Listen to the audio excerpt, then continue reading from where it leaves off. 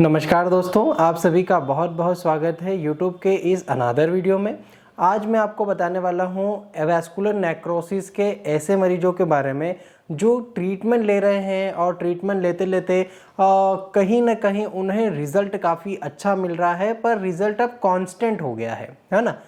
Result जो है वो एक परमानेंट रिज़ल्ट मिल गया है उन्हें, पर अब उससे ज़्यादा रिज़ल्ट नहीं मिल पा रहा है ना। सीधे सी मतलब यह है कि ट्रीटमेंट लेते हुए मान लीजिए उन्हें 60% 80% फ़ायदा हो गया है, अब वो 80% फ़ायदा जो है वो कांस्टेंट हो गया है, उससे ज़्यादा नहीं बढ़ रहा, 85 90 100 तक नहीं पहुंच पा रहा। तो यदि आप एक ऐसे मरीज हैं जिनको रिज़ल्ट काफ़ी अच्छा मिला है पर वो रिज़ल्ट कांस्टेंट है, अब उससे ज़्यादा नहीं बढ़ रहा है, उससे ज़्यादा फ़ायदा नहीं हो रहा है, तो ऐसी कंडीशन क्यों होती है और इस कंडीशन में हम क्या कर सकते हैं जिससे हम 100% फ़ायदा उठा पाएँ। तो ये पूरा वीडियो उसी के लिए होने वाला है। यदि आप किसी भी डॉक्टर से कोई ट्रीटमेंट ले रहे हो और आपका जो है रिज़ल्ट कांस्टेंट हो गया हो, तो वो सारी चीज़ें आप जो है सोच सकते हैं और ये सारी चीज़ें आप करेंगे, पता लगाएंगे कि क्यों हो रहा है, तो हो सकता है कि आपको 100% रिज़ल्ट भी मिल जाए। अब कुछ फैक्टर्स होते हैं कांस्टेंट रिजल्ट के। सबसे पहला कारण होता है आपकी लाइफ स्टाइल की एरर, है ना। हो सकता है मेडिसिन का जो है आपकी डिजीज़ के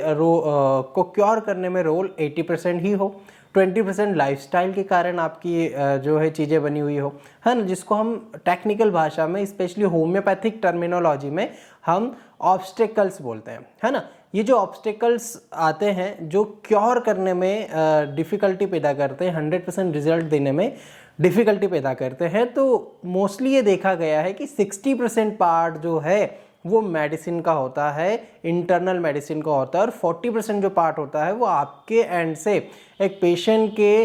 लाइफस्टाइल से रिलेटेड और उसके जो भी वो खा रहा है, पी रहा है, उठ रहा है, बैठ रहा है, एक्सरसाइज कर रहा है, सिकाई कर रहा है, मसाज कर रहा है, उसका वर्क, उसका स्ट्रेस लेवल, उसका मेंटल लेवल, फिजिकल लेवल, उसकी ससेप्टिबिलिटी, टेम्परामेंट, बॉडी की इम्यून सिस्टम, है ना, previous medication, previous disease, family history, बहुत सारी टेक्निकल चीज़ें जो हैं वो डिपेंड करती है इस 40% के अंतर्गत, है ना। तो कहीं ना कहीं यदि आपको कांस्टेंट रिजल्ट देखने को मिल रहा है कि भाई 60% 80% 70% अब हमें रिजल्ट मिला, अब इससे ज़्यादा हमने ट्रीटमेंट तो लिया, 6 महीने हो गए जो है कांस्टेंट रिजल्ट मिलते हुए, 6 महीने तक हमें 50% ही रिजल्ट है, अब इससे ज़्यादा नहीं हो रहा, ठीक है, तो कहीं ना कहीं ये ऑब्स्टिकल हो सकता है। जैसे एक रोड होती है ना, रोड पे एक स्पीड ब्रेकर भी होता है ना, तो ये स्पीड ब्रेकर हो सकता है। तो अब इसके लिए क्या करना है, इसके लिए आपको ये देखना है कि कहीं ना कहीं कोई ऑब्स्टिकल तो नहीं आ रहा, कोई लाइफस्टाइल में हम ऐसी एरर तो नहीं कर रहे हैं जिस कारण से 100% रिजल्ट मिलने में दिक्कत आ रही हो,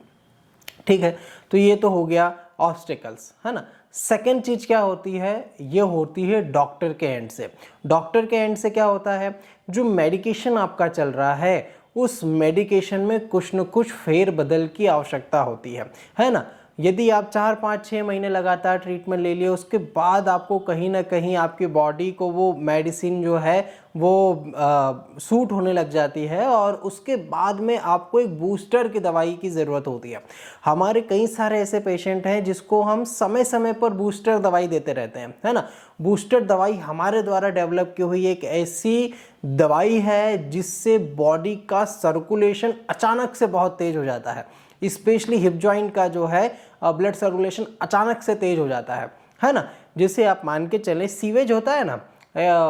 पाइपलाइन अंदर से डली हुई होती है, सीवेज डला हुआ होता है, उसमें कहीं ना कहीं जब रुकावट आ जाती है तो नगर निगम वाले क्या करते हैं, बहुत फोर्सफुली पानी उसमें प्रवाहित कर देते हैं, जिससे बीच में जो कचरा अटका हुआ होता है वो सब निकल जाता है। तो ऐसे की ऐसे बूस्टर दवाई होती है ना। एक बूस्टर डोज होता है, एक बूस्टर मेडिसिन होती है जिसके द्वारा आपके शरीर में यदि मेडिसिनल एंड से कोई ऑब्स्टिकल आ रहा हो मेडिसिन से कोई जो है कांस्टेंट रिजल्ट नहीं मिल रहा हो और आगे 100% रिजल्ट नहीं मिल पा रहा हो, तो उस बूस्टर दवाई को समय समय पर लेने से आप ये देखेंगे कि वो 80% 100% में कन्वर्ट हो जाएगा। अब ये बूस्टर मेडिसिन हर एक पेशेंट की अलग अलग हो सकती है, क्योंकि वो डिपेंड करता है होम्योपैथिक तरीके से। जब हम इंडिविजुअलाइजेशन करते हैं, रिपर्टराइजेशन करते हैं, उसके बाद में जो है ये चीज़ होती है, या फिर जो ओटोनोसोड या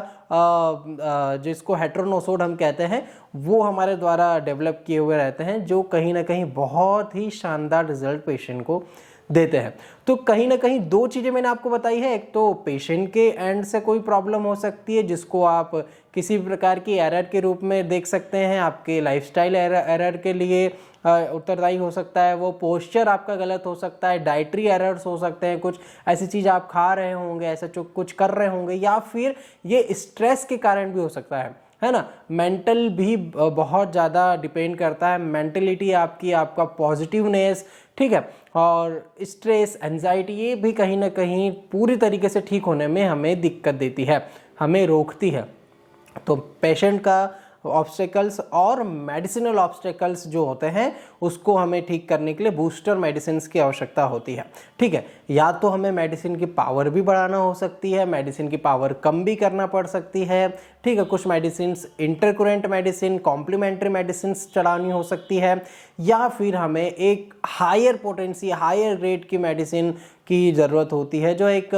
नोसोड भी हो सकती है, ठीक है। तो कहीं ना कहीं बहुत सारी चीज़ें डॉक्टरी एंड से भी हम कर सकते हैं जिससे आपका जो ट्रीटमेंट है वो बूस्टअप हो। तो आप समझ चुके होंगे दोस्तों, यदि आपको एक कांस्टेंट रिजल्ट मिल रहा है कि उससे अब आगे नहीं बढ़ पा रहा है ना, सर सारी चीज़ें ठीक हो गई है, 80% ठीक हो चुका हूँ मैं, पर उससे ज़्यादा नहीं हो पा रहा, ठीक है, और उससे ज़्यादा एकदम से नहीं हो गए, हो सकता है 5 महीने में आपको 80% रिजल्ट मिला हो, आप सोचोगे 6ठे महीने में 100% रिजल्ट मिल जाए, ऐसा नहीं होता। यदि आपको रिजल्ट मिला है 80% मान लीजिए, सपोज कीजिए, और उसके बाद लगभग आप 4-6 महीने ट्रीटमेंट ले चुके हो, फिर भी 80% ही रिजल्ट है, तो ये कहीं ना कहीं ऑब्स्टेकल है, उसको आपको ठीक करना है। वो ठीक कर लिया आपने तो 100% आप ठीक हो जाओगे, सारी चीज़ें नॉर्मल आ जाएगी। तो आई होप आपको समझ में आया हो, अच्छा लगा हो तो ज़रूर लाइक करें, शेयर ज़रूर करें हर पेशेंट के साथ जो इस भयावह बीमारी से जो है तड़प रहा है, ढूंढ रहा है किसी ऐसे ट्रीटमेंट को जो उसको ठीक कर पाए बिना सर्जरी के,